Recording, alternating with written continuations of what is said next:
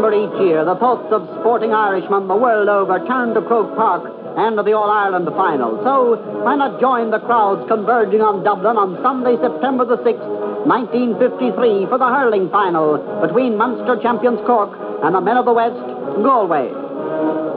From early morning, the city stations disgorge thousands of people from all centres. They've come from the north, the south, the east, and the west. And visitors from across the seas help swell the crowd, basking in a glorious sunshine to the all-time record of 71,195.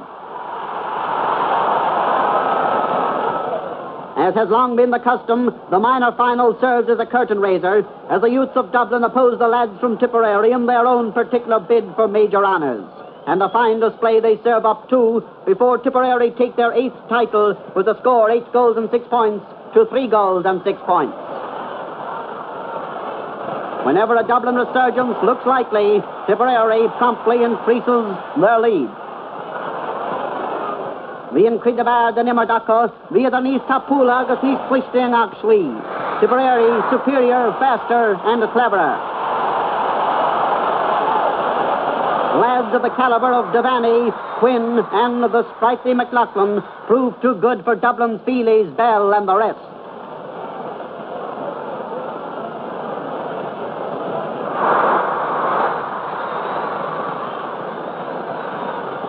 But now the senior teams are on the field. Cork and Galway, and oh yes, the photographers are there in force. It's all right, Paddy Barry. Groundsman Jimmy Curran has the sod in perfect condition. Referee Paddy Connell tosses a coin, and soon the parade is on. The Arcane Boys Band, the pipers, and the teams, Galway on the left, led by Mickey Burke, and Cork skipper Christy Ring leading his men. And so to the inspiring sight of the national anthem.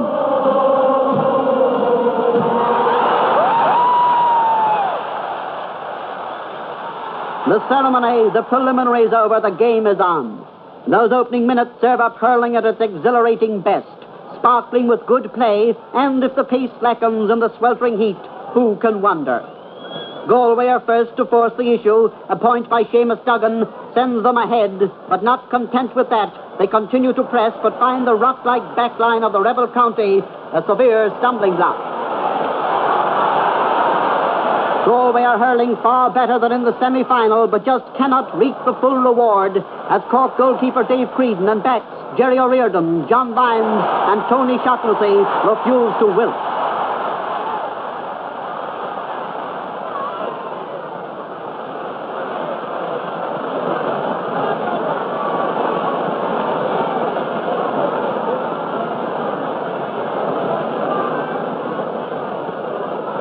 Play swings to the railway end, and it's the turn of Galway to defend.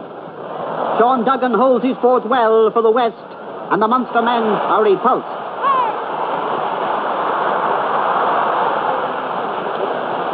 There's plenty of close, hard hurling at this stage.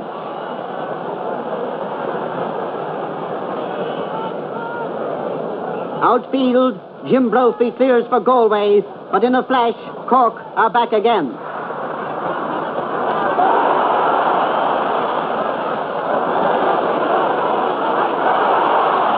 It's a wide this time, but soon Paddy Barry has taken the ball on his stick and sends over the equalizer.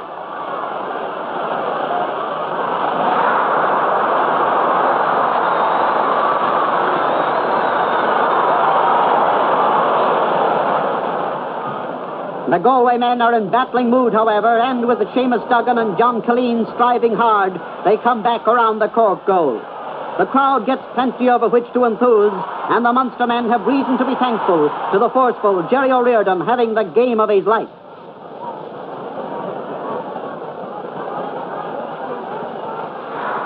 Agaroa Doriadan araus the Madakaso, Kig will galle the Gimmert Nispar, Nasa Clehe, and I'd kill Kinnig.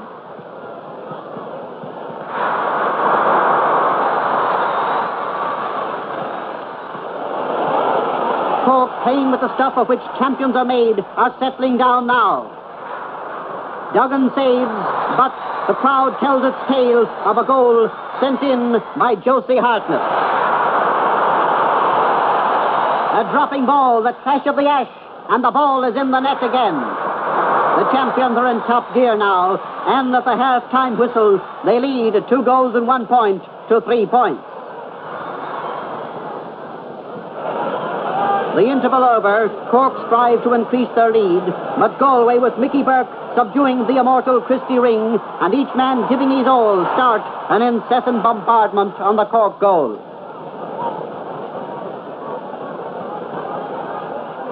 A point comes as a reward. Cork 2-1, Galway 4 points. Cork 2-1, Galway 5 points.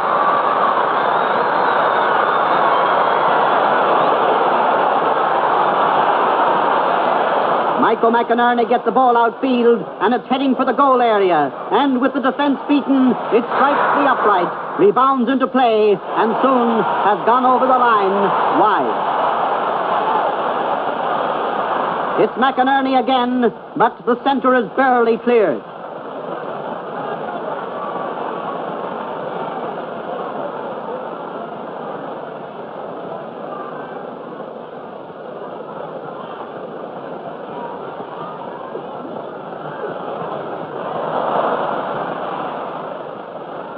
Inky Flaherty tries a shot, but it's sent out over the line by Matty Fooey. Joe Salmon cuts one in, but again, it's Cork's Jerry O'Riordan to the rescue, even at the expense of a 70.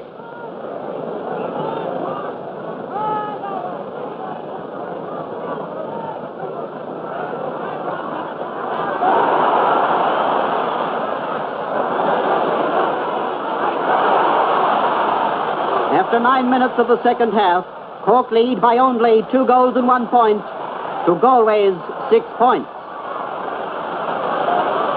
Hubert Gordon receives a pass outfield, and there it is, the equalizer for which all Galway has been waiting. Cork 2 goals and 1 point, Galway 7 points.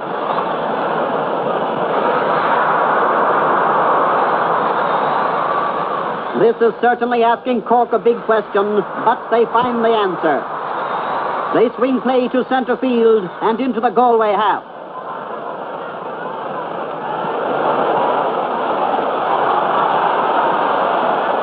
Gerald Murphy goes up the wing without his hurley, but with the ball.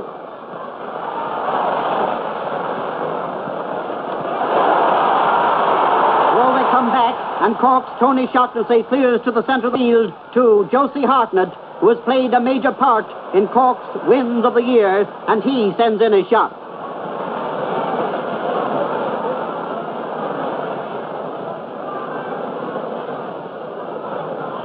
Now it's Willie John Daly. He's lost his boots, but not the ball, and he puts Cork ahead again and has them heading for victory as they storm the Galway goal.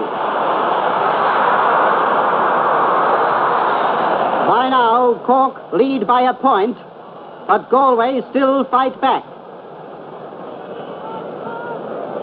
The bootless Josie Gallagher solos across the field. His shot just nicks his stick, and Vintumi comes to the rescue of Cork.